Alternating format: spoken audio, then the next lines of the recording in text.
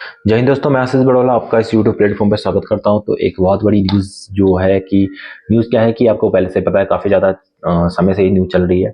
वो है इजराइल और पैलेस्टीन के बीच की वार।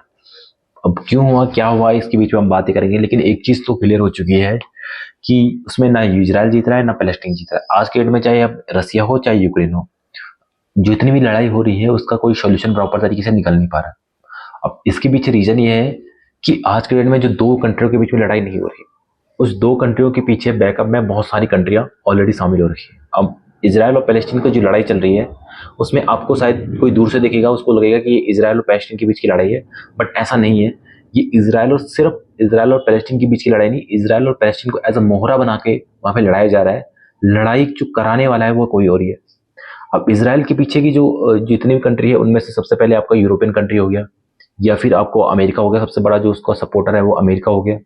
जो पैलेस्टीन का सपोर्ट में कर रहे हैं जितने भी मुस्लिम कंट्री, ऑलमोस्ट 50-52 कंट्री है, उनमें सारे के सारे मुस्लिम ब्रदरहुड की बात कर रहे हैं, और सारे के सारे कंट्री जो है वो आपने पैलेस्टीन को सपोर्ट करते हुए मिल रहे हैं। इसमें सबसे बड़ा जो उसका सपोर्टर है वो ईरान है।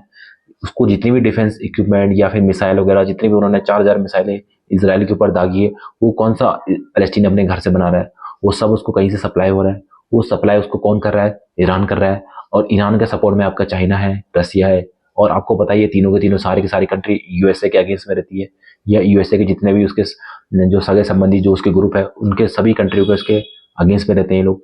तो ये आपस में लड़ाई चाइना, रसिया और ईरान, और दूसरी तरफ आपका ब्रिटेन हो गया, दूसरी तरफ आपका अमेरिका हो गया, इनकी आपस में लड़ाई हो रही है। और लड़ाई कहाँ पे करवा रहे हैं? ईरान में करवा रहे हैं, और इसराइल में करवा रहे हैं। और इसराइल और पैलेस्टीन को इन्होंने मोहरा बना रखा है।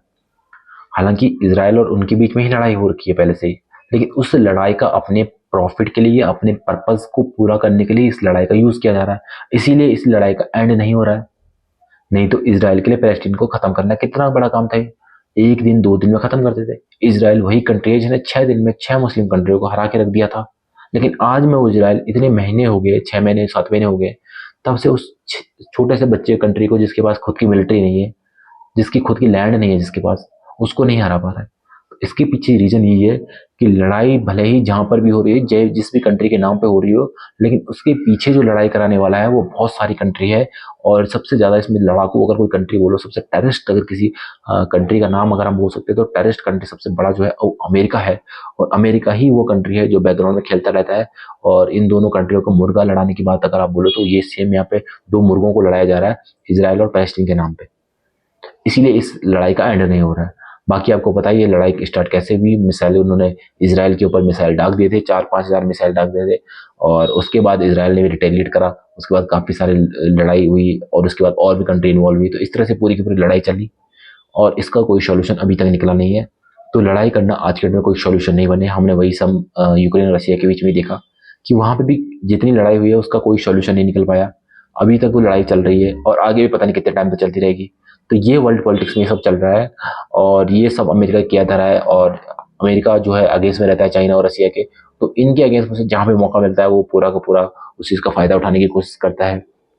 तो एज अ कंट्री इंडिया को भी इसमें बच कर रहना पड़ेगा, क्योंकि इंडिया और पाकिस्तान का बीच में जितनी भी लड़ाई है उसका कहीं ना कहीं माइलेज अमेरिका ले सकता है, या उसका यूज करके कश्मीर में जो इंसर्जेंसी पहले अमेरिका ने ही फैलाई थी उसको दोबारा से फैलाने की कोशिश कर सकता है, अगर इंडिया उसकी बात नहीं सुनेगा। लेकिन अभी अमेरिका के पास जो है, इंडिया और पाकिस्तान से बड़ा दुश्मन जो है वो है उसका दुश्मन चाइना। तो अभी उसको चाइना को देखना है, इसलिए वो इंडिया और पाकिस्तान के बीच में जो कश्मीर है उसके ऊपर ध्यान नहीं दे रहा है। अभी उसका टारगेट सिंपल ये है कि मुझे चाइना से को कैसे रोकना है। जो चाइना जिस लेवल से आगे बढ़ रहा है, डेवलपमेंट कर रहा है, उसको रोकना है मुझे। तो इस पे अमेरिका का पूरा पूरा फोकस है, और उसी को देखते हुए अमेरिका जो भी स्टेप लेता है वो सब चाइना को देखते हुए लेता है। ये हमारी पूरी वीडियो में एनालिसिस थी। जय हिंद, जय भारत।